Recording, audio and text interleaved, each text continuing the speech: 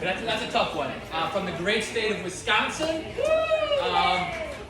And today I want to tell you a story about an experience that changed my life. Because, ladies and gentlemen, we all have experiences that we don't ask for, that we don't invite into our life, that we don't want. But they're experiences that can literally change your life. And today I want to talk about how one time I was reading a simple book, and I got so mad that I ripped out the page of that book, spit in the book, cursed out the author, and threw it in the garbage. Has anyone else ever done that here before? No? I thought it was odd, but I thought more people did it, but I went down a journey to try and figure out what led me to that place. And I'll tell you the story of what led me to be there and to be so angry and frustrated that I would curse out a poor author. And he was a nice guy. And I want to save you from being that angry and frustrated. First, I want to ask everyone here a question. Have you ever had an experience that literally changes your life, something that you couldn't even prepare for? Something like maybe having a child? Anyone's ever had a child, you know that you cannot prepare for it. As much as you read, as much as you prepare and try to learn, you can't. And when I had my first son, Adrian, named after Rocky Balboa, female version, when I was so excited. I can remember the hospital room. It was such an exciting moment. Balloons were everywhere. Whistles were going off. We were celebrating, popping champagne. Not champagne in the hospital, but later. It was such an exciting moment of my life. But then, everything changed. When the doctors came in and they said, "Keith, your son, he's alive." But we realized that he actually has a hole in his heart. We have to operate on him to save his life. And I thought, what? I was so angry. I was shocked. I was surprised. I was just angry. Angry at God. How could you do this to me? I just had a baby. It's supposed to be kind of a celebration. Well, as we went on, they said he had to have open heart surgery. You know the one where they saw in his chest, crack open the ribcage, pull out a beating heart, and operate on it? That sounds pretty rough. How am I supposed to be happy in this moment? Well, someone had given me a book. They thought, this might inspire you. It was a book on mindset and faith. And I started reading the book, and instead of inspiring me, it made me angrier. I thought, what is this? This is garbage. God, why would you do this to me? So at that moment, that's when I took that book, ripped out the page, spit in it, threw it in the garbage, and cursed out the author.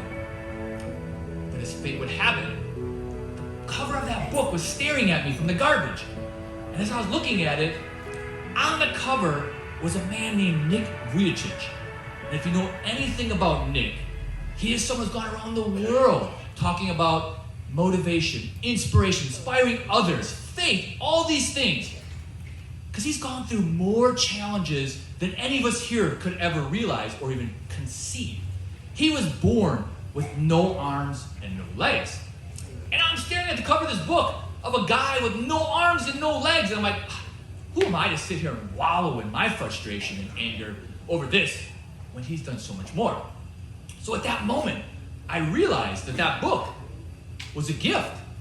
It was a gift from a friend, but it might have been a gift from God, a gift from somebody to try and change my mindset, because it was all about gratitude. And you can be grateful and can change everything in your life, but you have to decide. So I read that book, and it changed my life because it made me realize that gratitude is the ultimate gift, that my circumstances don't really define me. And what you got to realize that whatever you focus on longest becomes strongest. So as the story comes along, my son, he had the surgery, he was fine. And I had a growing family. Next thing you know, my wife comes to me and says, "We got to get a minivan." I said, "A minivan? I don't want to be a minivan, Dad. Nobody's cool who drives a minivan. Minivans are not cool." So I started researching minivans and test driving them. I'm like, nobody drives minivans. They're the uncoolest thing in the world. But then something weird happened. As I was driving down the street the next day, I started to notice minivans everywhere. Minivans are at the gym. They're at Starbucks. They're at the restaurants I go to. Minivans all around. Maybe minivans are actually cool. What are you laughing at? But minivans, it wasn't that there was more minivans on the road that day than there was the day before. It was just that now my brain had been activated to notice the minivans more. It's something in our brain called the reticular activating system, the RAS. And it's something that you can train your brain to actually realize that once you notice things, they come into your life more often. And I realized that, yes, there were not more minivans on the road than the day before. It was just that now my brain was trained to notice them.